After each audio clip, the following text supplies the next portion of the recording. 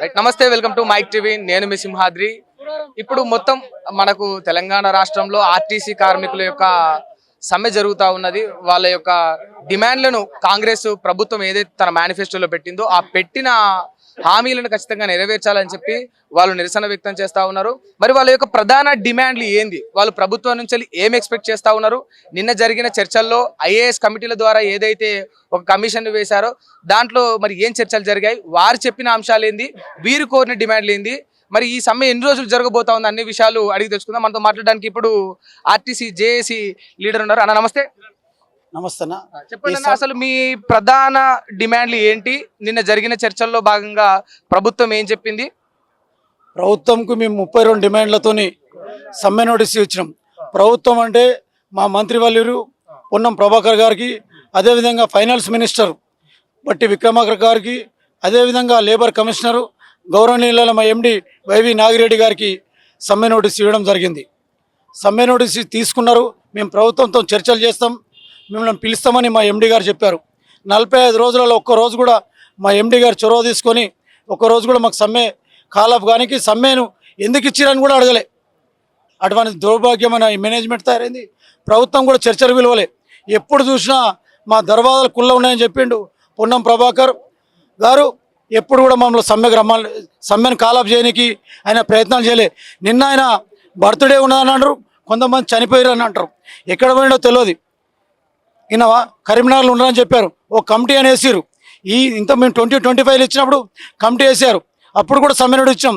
ఇన్నే సంఘాలు ఇదే చేసి ఇస్తే అప్పుడు పాకిస్తాన్ ఇండియా యుద్ధం జరుగుతున్నది, దాంట్లో మనం బదనామవుతాం, రాష్ట్రం మొత్తంలో మన సమ్మెది హైలైట్ ఉంటుంది కాబట్టి పాకిస్తాన్ ఇండియా మీద ప్రేమతోని మీరు ఇది బంద్ చేసుకోవాలని జేఏసీని రాష్ట్ర ప్రభుత్వం విజ్ఞప్తి చేసింది. దానికి అనుకూలంగా ఇండియాకు మద్దతు ఇస్తూ కార్మికుల పక్షాన మళ్ళా సమ్మె నోటీస్ ఇవ్వడం జరిగింది. ఈ 45 రోజులలో ఒక్కరోజు కూడా మనం చర్చలకు పిలవలేదు. ఎప్పుడన్నా రండి దర్వాల కుల్లా అంటాడు, పోతే ఉండడు, పిలవడు. మీరు ప్రధానంగా అంటే 32 డిమాండ్లను ప్రభుత్వం ముందు పెట్టిరన్నారు కదా, అందులో ప్రధానమైన అంశాలు ఏంటి? అంటే మీకు మొట్టమొదలు కావాల్సినవి ఏంటి? ప్రధాన డిమాండ్లు ఇప్పుడు ఫ్లెక్సీ చూపెట్టండి. ప్రధాన డిమాండ్లు పెట్టాం. ప్రభుత్వంలో విలీనం చేయాలి. విలీనం చేయడానికి వీళ్ళకి రూపాయి ఖర్చు కాదు. యూనియన్లను విమానం దానికి కూడా 1 రూపాయి ఖర్చు కాదు. విలీనం చేస్తే ఎందుకు ఖర్చు కాదో చెప్తాను. మా పక్క రాష్ట్రంలో తెలంగాణ వద్దు అన్న వాళ్ళకు విలీనమైంది. తెలంగాణ ఉమ్మడి రాష్ట్రం ఉందామన్న వాళ్ళకు విలీనమైంది. 1 రూపాయి ఖర్చు లేదు. అప్పుడు విలీనం కాకముందు ఎవరు ఇస్తున్నారు? మాకు జీతభత్యాలు కార్పొరేషన్ ఇస్తుంది. ఇప్పుడు కార్పొరేషన్ ఇస్తుంది. విలీనం అయితే రాష్ట్ర ప్రభుత్వం తరఫున జీతభత్యాలు వస్తాయి. అంతే డిఫరెంట్. అదే జీతము అదే బేసిక్ ఉంటుంది. ప్రభుత్వంలో కలిస్తే మాకు రిటైర్మెంట్ అయితే 4 రూపాయలు ఎక్కువ వస్తాయి ఆశ తప్ప ఇంకేమో జరుగుతుంది కాదు. వీళ్ళే మేనిఫెస్టోలో పెట్టారు. బట్ ఇప్పుడు ప్రభుత్వం ఏం చెప్తున్నారు? ఆ రిటైర్మెంట్ బెనిఫిట్సే ప్రభుత్వానికి చాలా భారంగా ఉంది. ప్రభుత్వం ఇప్పుడు అంటే రాష్ట్రమే అప్పులలో ఉంది, చాలా ఇబ్బందులు ఉన్నాయి. కొంత ఓపిక పట్టాలి. ఒక 4 వారాల గడువు కూడా వాళ్ళు కోరినట్టు తెలుస్తా ఉంది. అయినా కూడా మీరే వినకుండా సమ్మెకు దిగిరని అది తప్పు సార్. 45 రోజుల ముందు ఒక్కరోజు సమ్మెకు విలువలే. సమ్మె చేస్తామని మేము డిమాండ్స్ ఇస్తే నిన్న ఆయన కరీంనగర్ పోతూ టెంపరీగా ఆయన ముంగటలో నడుచుకుంటూ పోతున్నాడు. ఎవరెవరు ఐఏఎస్ ఆఫీసర్లో రాసుకొని ఓ కమిటీ వేసిపోయారు. వాళ్ళకి విధి విధానాలు ఏమి ఇవ్వలేదు. ఆర్టీసీ కోడ్స్ వేరే ఉంటాయి. 1963 యాక్ట్ ఉంటుంది మా దగ్గర. ఈయన ఆ యాక్టులో వాళ్ళకి ఏముందో కూడా తెలియదు. వాళ్ళు ఐఏఎస్ ఐపీఎస్ చదువుకురు, గొప్ప చదువులు చదువుకురు. వాళ్ళు విమర్శించలేదు. ఒక్కొక్క డిపార్ట్మెంట్కి ఒక రూల్స్ ఉంటాయి. అట్లా ఏమి వాళ్ళకి తెలియదు. వాళ్ళని పెట్టిపోయారు. నిమిషాల ముంగడ గంట ముందు పెట్టారు. 4 గంటలకు రెడీలు ఉండని నాకు ఫోన్కి మెసేజ్ ఉంది. నేను సెంట్రల్ చేసి మేము అక్కడ పోయినాం. 3:30కే పోయినాం. ఆకలితో ఉన్నాం కాబట్టి మాకు 5:30కి లోపల పిలిచారు. ఏం లేదు, మీరు అడిగినట్టే అడిగారు. మీ డిమాండ్స్ ఏమన్నాను? 32 డిమాండ్లు ఇచ్చినాం. మెయిన్ డిమాండ్కి ఇవైనా చేయమన్నాం. 32గా ఈ 12 చేయమన్నాం. ఈ 12 అయినా చేయండి సార్, ఇప్పుడే మేము సమ్మె కాలప్ చేస్తాం, ప్రెస్ మీట్ పెట్టన్నాం. మా దగ్గర ఎటువంటి బలం లేదు. మా కమిటీకి విధి విధానాలు లేవు. ఆ 12 డిమాండ్లు చేయమని అడిగినప్పుడు వాళ్ళ స్పందన ఏంది? వాళ్ళు ఏం లేవు మా దగ్గర. ప్రభుత్వానికి మేము నివేదిక ఇస్తాం. 4 వారాలు గడువు కావాలి, అది తప్ప ఇంకా వేరే ఏం చెప్పలే. మాకు టైం వేస్ట్ చేసిరు. ఈరోజు ఈ బస్సులు నడవడానికి కారణం ఏంటంటే మేము ప్రజలకు అప్పీల్ చేయలేకపోయినాం, మా కార్మికులకు కూడా అప్పీల్ చేయలేకపోయినాం. 10:30, 11 దాకా మేము మీడియా ముందుకే పోలే. ఎందుకంటే సమ్మె నడుస్తుందా, సమ్మె కాలం అయితే బయటకు ఎవరికి తెలియదు. టైం వేస్ట్ చేసిరు. కాబట్టి ఈరోజు కూడా కొన్ని బస్సులు వచ్చినాయి. నైట్ అవుట్ బస్సులు, డే అవుట్ బస్సులు, కొన్ని అనివార్యం తెలియక కూడా నైట్ అవుట్ బస్సులు డిపోలకు పోలే. రేపటి నుంచి ఒక్క బస్సు కూడా రోడ్డు మీద కనబడది. కాంట్రాక్ట్ కార్మికులు కానీ కాంట్రాక్ట్ జేఏసీ వాళ్ళు కానీ ఓలో కంపెనీ జేబీఎం వాళ్ళు కూడా వాళ్ళ హయ్యర్ మేనేజ్మెంట్కు లెటర్ రాసినాం. వాళ్ళు కూడా రేపటి నుంచి సమ్మెలో పాల్గొంటామన్నారు. అదే ఇప్పుడు మేఘా కృష్ణారెడ్డి గారు మా దగ్గర దాడి చేస్తున్నారంటే మేఘా కృష్ణారెడ్డి గారే. వాళ్ళు కూడా మీ ద్వారా మీడియా ద్వారా చెప్తున్నాం, మాకు సమ్మెకి మద్దతు ఇచ్చి ఈ బస్సులను ఇమ్మీడియట్లీ మీరు డిపోలకే పరిమితం చేయాలి. ఏదైనా పార్టీ ఇప్పుడు ఆల్ పార్టీస్ మేము మద్దతు అడుగుతున్నాం. ఏదైనా జరగడానికి జరిగితే ఆ మేనేజ్మెంటు వాళ్ళే బాధ్యతలు జరుగుతారు. ఎటువంటి బాధ్యత మాకు లేదు. దయచేసి మీరు అర్థం చేసుకోవాలి.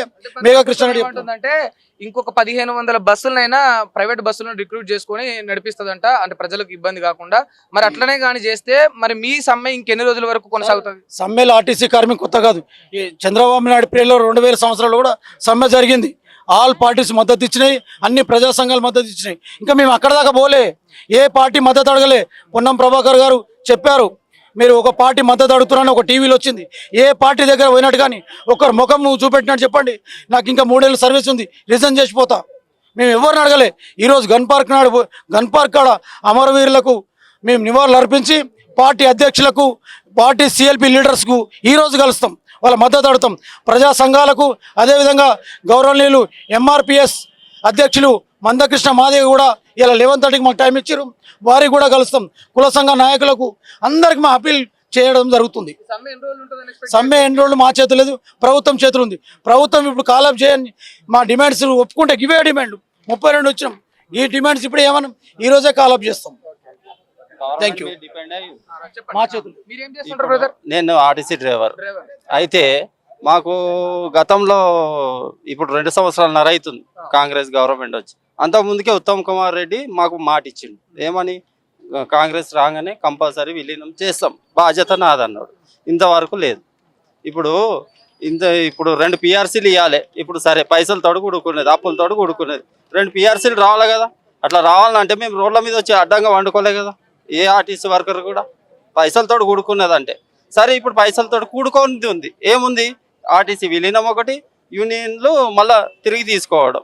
ఈ పైసలు లేనివి కదా, ఇవి అప్పులు లేనివి కదా, మరి ఇదెందుకు చేస్తలేరు? ఇవైతే ఉన్నాయి కదా. ప్రధానంగా ప్రతి కార్మికుడి మనసులో ఉన్నదే ఇది. ఇవి 2 కావాలా. ఏవైతే మీరు 32 డిమాండ్స్లో 32 డిమాండ్లలో మీరు ఈ 2 ఎందుకు ఇవ్వమంటున్నారు? ఇవి 2 ఇవ్వండి. ప్రధానంగా ఇవి 2 మావి. యూనియన్లు ఇవ్వండి, విలీనం చేయండి. ప్రతి కార్మికుడి బాధ ఈ 2 వెనకాలనే ఉంది. ఇవి చేయండి మీరు. ఎందుకంటే మేడారం జాతర అయినప్పుడు కూడా గవర్నమెంట్ పేరును మా భుజాల మీద వేసుకున్నాం.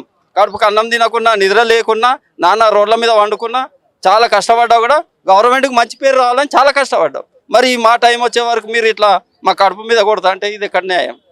ఇది ఎన్ని రోజులు కాంగ్రెస్ మా పక్షాన్ని ఉంటుందని ఎన్నో ఆశలు పడ్డాం. మరి ఈ టైం వచ్చే వరకు చేతులు ఇడిచేస్తా అంటే ఎట్లా ఎర్రటి ఎండలో మేము ఎంత కష్టపడుతున్నాం? గుర్తు పెట్టుకోవాలా మా కష్టాన్ని, ఎక్కడ పోదు. అది నేను చెప్పేది. ప్రతి వర్కరు మీ దిక్కు ఎదురు చూస్తున్నాడు, ఎప్పుడు చేస్తారా అని.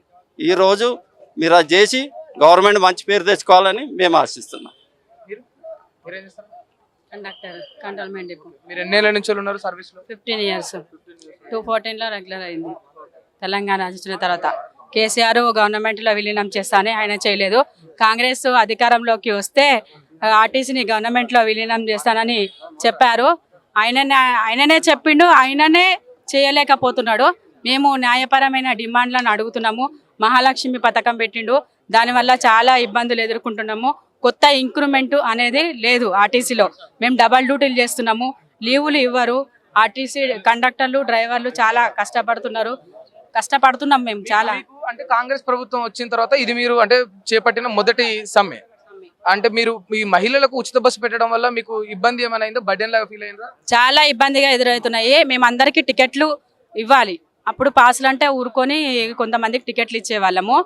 అందరు ఎవరు ఇంట్లో ఉండకుండా 30-40 వేలు 50 వేల టికెట్లను మేము ఇస్తున్నాము. వాళ్ళ దగ్గర ఆధార్ కార్డు లేకపోయినా మాకే పనిష్మెంట్ ఇస్తారు. వాళ్ళు ఉందమ్మా అని చెప్పడం వల్ల మేము టికెట్ ఇస్తాము. చెకింగ్ అయితే మాకే పనిష్మెంట్. వాళ్ళకు ఫైన్ EFT విధించడం లేదు, మమ్మల్ని సస్పెండ్ చేయడమే జరుగుతుంది. ఇక్కడ సస్పెండ్ చేయడము, రిమూవ్ చేయడం జరుగుతుంది. మహిళా టికెట్ బదులు 0 టికెట్ అంటే క్యాష్ ఇస్తున్నారు. మేము టికెట్లు కొట్టడం వల్ల బై మిస్టేక్ వల్ల ఒక టికెట్ వచ్చేస్తుంది, అది 0 టికెట్. దానివల్ల సస్పెండ్ అయ్యి బ్రెయిన్ స్ట్రోక్ వచ్చి చనిపోయారు చాలా మంది కండక్టర్లు.